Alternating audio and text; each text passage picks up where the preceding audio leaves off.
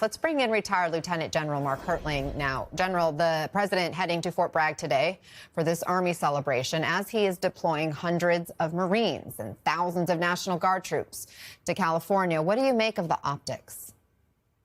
Well, the optics is a different subject, Anna. What I'd say is it's not unusual for a Secretary of Defense or a president to visit a troop location. Fort Bragg is one of two of the largest U.S. Army facilities in the world. And what we have to do is take a look at what are they doing there. This is the run-up to the Army's birthday, the 250th. I'll point out that the Army was established 1 year before the country was established with the Declaration of Independence.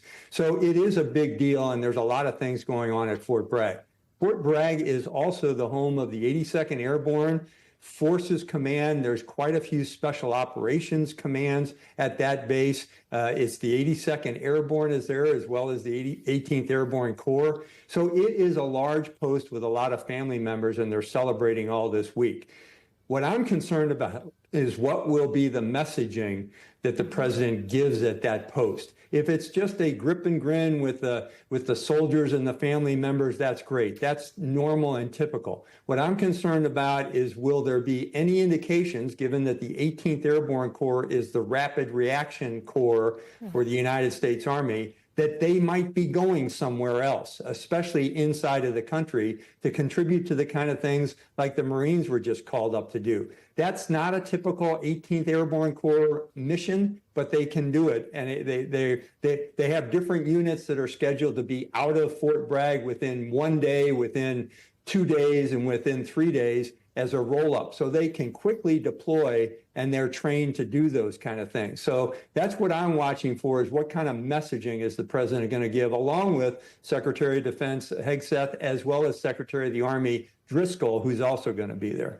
Well, and I have to think that Secretary Hegseth will face questions at some point today about future plans to deploy other military personnel to other places in the country should more protests break out. And is this just setting the stage for a new normal, quote unquote?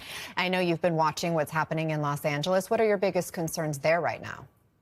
Well, again, a couple of big concerns. The coordination of U.S. military forces, both National Guard and Marines under U.S. Northern Command, who has to coordinate with the local civilian authorities. With a fast deployment like that, it's not so much the deployment. The military can do those kinds of things very quickly. It's what happens after. It's like a parachutist jumping out of an airplane. It's great that they can do that jump, but what do they do when they get on the ground?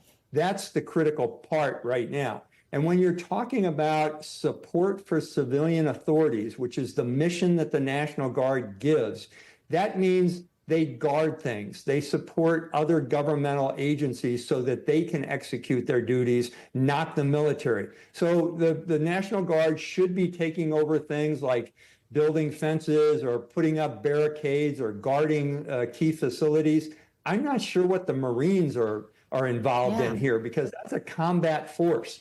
They don't train on support for civilian authorities. Units can quickly gear up for it, but it's not something they're used to. So what I'm concerned about is if the president finds a way to declare the Insurrection Act, which I think would be very inappropriate given what we've seen. An Insurrection Act means someone's trying to overthrow the government, not peacefully protesting or making their First Amendment rights known. But it's what happens if more comes of this. And there's been signaling that that might be the end state. I think there's a lot of people in the White House and that are using what the military calls the 3,000-mile screwdriver to dictate terms on the ground in California when they're not really sure what's happening on the streets. You have people in California who are saying, it ain't that bad. We've got it under control. The police can do this work. Right. There's no need for the National Guard, and there has been no coordination,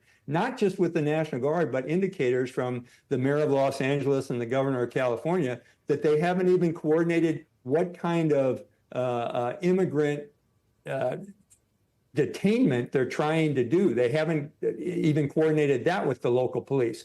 So again, this all has to do with a big failure in communication and collaboration between the federal offices and the state offices. And now you're bringing the military into it with U.S. Northern Command.